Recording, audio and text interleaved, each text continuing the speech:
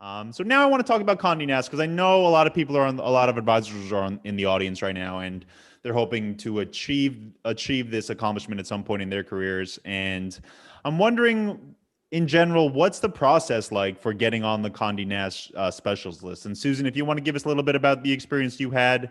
I know this was the first time Alluring Africa applied, and you both were chosen. But if you want to give us a little bit about how the process worked itself out and what went into getting on the list. It's a long application, and I had looked at it before, but I've got, I don't have time for this. No, but I think with a little bit of extra time this year, it was the right time to do it, and it's really a cool experience. I mean, you really have to dig deep and think about where you come from and why, and the your values, and it was a good experience. A lot of tough questions, well, not tough questions. I think you just have to think about why, where you come from, and it's a long process, but it was worth it, and I'm glad that I did it.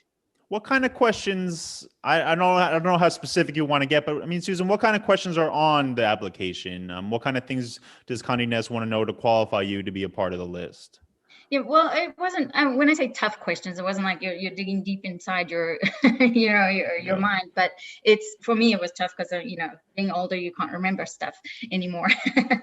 But it was just questions about the most, amazing experience that you've organized for one of your clients, or what was the most unusual thing that you've ever done, or just off the wall things, just unusual experiences. We do our job every day. We do what we do, and we provide the great service that we do to all our clients, but there's always that one that needs something special, and were you able to pull it off, and what are you able to think about? How do you think outside the box? That's important.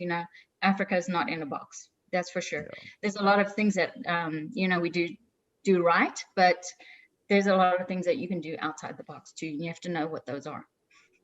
Well, Liz, I see you nodding your head, and I'm wondering. I mean, when Susan mentions those outside the box things, or those stories about going above and beyond for clients and going above and beyond to plan those vacations, are there any stories that you can mention to us that sort of prove the worth and for your ability to get on this list?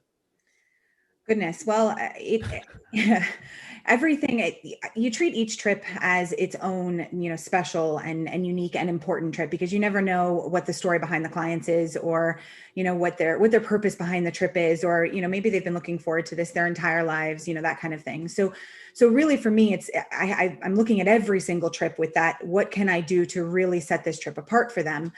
There are the older couple that this is literally their last continent to check off, or something like that. And you're making sure that there's a really special note, or you hear that somebody's super into animals, right? Obviously they're going to Africa, but maybe they really like elephants. So you organize this experience where they can go like walking with the elephants, or collaring a lion, where you're getting involved in the conservation element of things. So a big piece of what we do is obviously sending people to Africa, but we really want to focus on that conservation element too, and find unique ways to really teach the client and share with the client these amazing things. I mean, and there are times too, you've got the client with the private jet that you've got to organize, or the art tour in Johannesburg. But like I said, every trip is really, it's about how you can make every single trip unique and special, and exceed the expectations of the client. Yeah, and I know there's a lot of advisors on the call who have been with us when we've spoken about PR with Kathy Sudeikis in a few of these sessions, and a lot of them had the same question. It's a generic PR question almost. It's about how do you get noticed from these consumer travel editors.